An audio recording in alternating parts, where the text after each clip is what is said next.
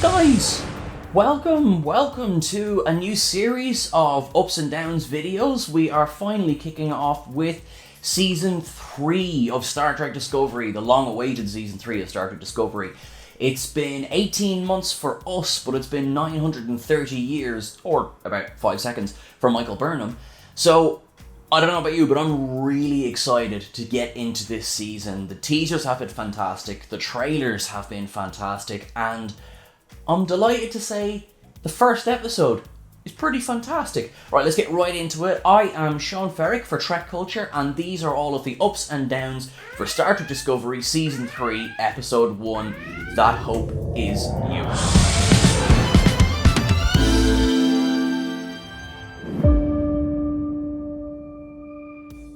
Now, we're going to start straight away with an up. So, Chris, get that green button ready. We're going to start with how beautiful this episode is. It's stunning.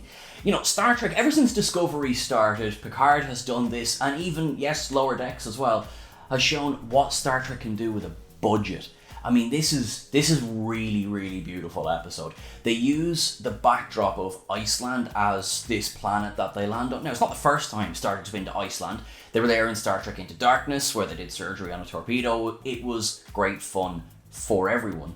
But this really, really shows off just how stunning Iceland's landscape really is. Now, the only thing that's different from real life, of course, being last time I checked, Iceland doesn't have about 17 moons in the sky.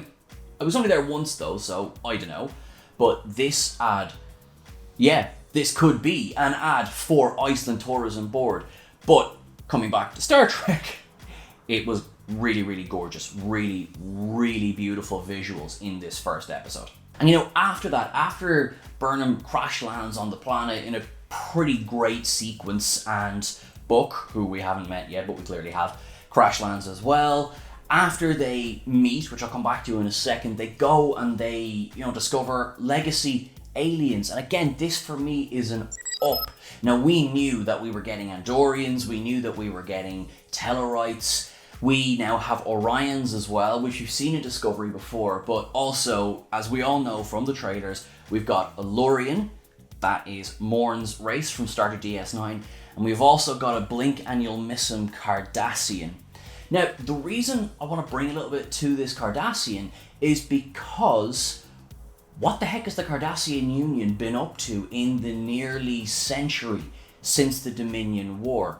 You know, it gets explained a bit later on, which I'll come back to, that, there's not a lot of ships flying around in space at the moment, which makes space quite inviting if you can find a way around that. And the Cardassians, not really the most trustworthy people. So really, really interested to see what is happening with some of those legacy kind of empires and what's going on. Another great up from the episode is David Ajala as Cleveland Book. He just nails it. Straight away, episode 1, I'm invested in this character. I want to know what's going on. We've got a little bit of his backstory. We've got the fact that he worships Grudge. Now, look, I'm a dog person, okay? But Grudge is cool. This little tiger with a thyroid problem is just, as Book says, she is the queen, and they're all just kind of serving around her. Now, either this is a weird backdoor pilot for a new Borg series, or we've just got, finally, another kick-ass pet. You know, we had Porthos back in Enterprise, who was... I really hope he's doing okay after that transporter mishap. Thanks, Scotty. Anyway, yeah, but David Ajala absolutely nails it. He has a great interplay with Burnham. They really, really bounce well off each other. Burnham's kind of sunny optimism it really rubs off on him very quickly. You know, from the moment you see a treachery, you know it's not going to be a treachery.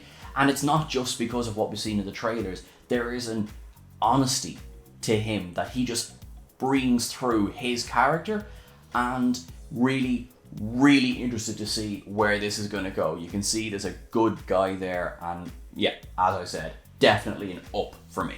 We're going to come in with our first down of the episode. Now, bear with me. It's called Star Trek Discovery. There is no Discovery in the first episode of Star Trek Discovery Season 3. Now, okay, is this nitpicking? Maybe a little bit, but I've been waiting 18 months to see what's going on with this ship, What's going on with Saru? Has Saru been made captain yet? Does everybody give a Saru a hug every day of the week? Okay, maybe I just really want to see Saru. Now we're coming back in with another up. There is a beautiful little framing on this episode, and it is Adil Hussein's character, Aditya Sahil. Aditya Sahil, yes, pronounced it right. And so the episode starts with him waking up, and he goes through what we can see straight away is a mundane daily routine. It seems to be same thing every day. Out of bed, sonic shower on your teeth, which makes sense in Star Trek continuity, but I'd never thought of it before, and then waits at his desk. And then we don't see him again until the end of the episode when he's doing the exact same thing. And we discover that he's effectively been the torchbearer for the Federation in this part of the quadrant anyway. And when Burnham walks in and all of his faith is restored in that moment, there's this payoff. And we don't know this character, we've never seen him before this episode, but when we see his eyes start to well up when Burnham offers him a field commission, I mean, I felt it there. Right there. Right in the sea. Star Trek Discovery has been many things, but you would never really accuse it of being funny. And that changed in this episode. Burnham actually gets some really good gags in this, thanks to their truth serum gas thingy that the Orions and the Andorians pump on her. And just straight away, Sonika Martin Green just nails it. I mean, she's really, really funny. She's got great comedy timing. Two of the best lines in the episode come within moments of each other. One is when, she knows that the plan has worked because she has her cheer at the start, she detects multiple life forms, haha, screw you, Control, you lost. But then she kind of has this moment of, I saved all the things. And you know what? Yeah, celebrate. You just saved creation. You've done okay. And then the other line that really had me laughing was, she self-analyzes the effects of this gas. It's like, this is a truth serum. This makes me say so much. I have a friend with red hair. She cannot have any. Gas up. So, apparently the Gorn have destroyed about 2 light years of subspace. Down. Don't tease me with Gorn. Give me Gorn. You gave it to me in Lower Decks. Give it to me in 2020 CGI. Please don't let Enterprise be the only computer-generated Gorn we ever get. One thing that was a bit of a surprise is just how quickly we find out what the burn is. This was the big massive mystery that was introduced by Michelle Paradise and Alex Kurtzman in one of the TrekCons.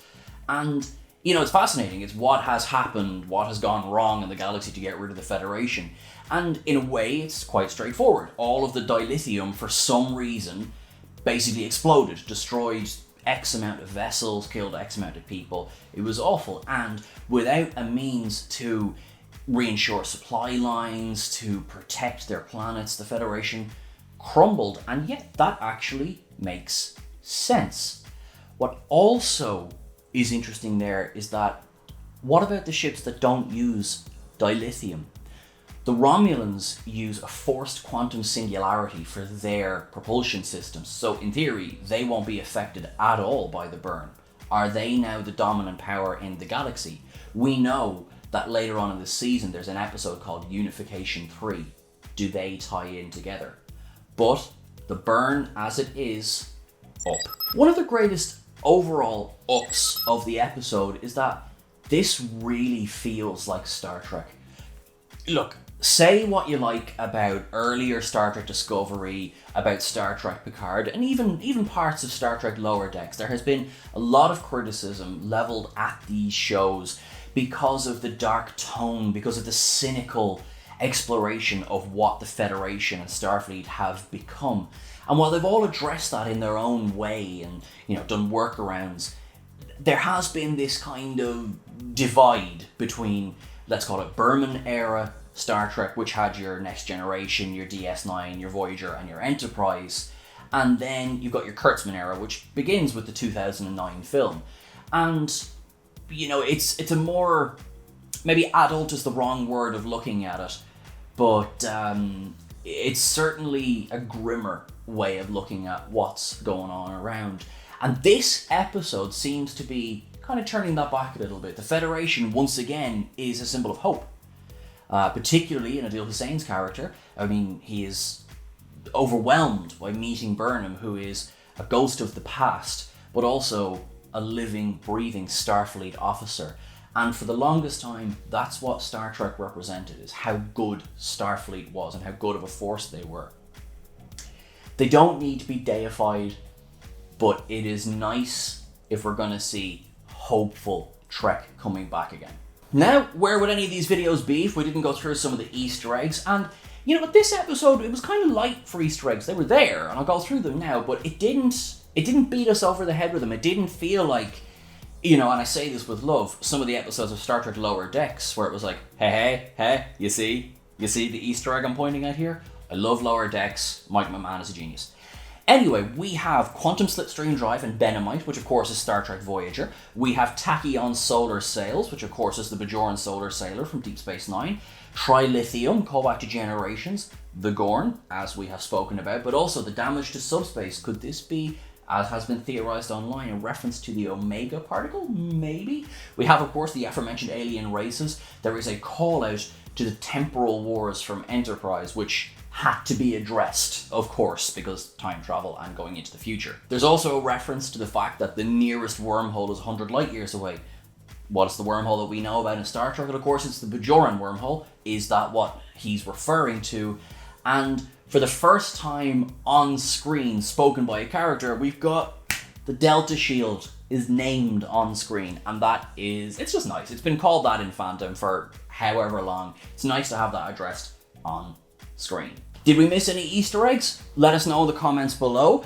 Please don't forget to like, share, and subscribe. If we missed anything that you think should be here, please get in touch. You can catch us on Twitter at Trek Culture. I'm Seán Ferrick. You can catch me on Twitter at Seán Ferrick as well.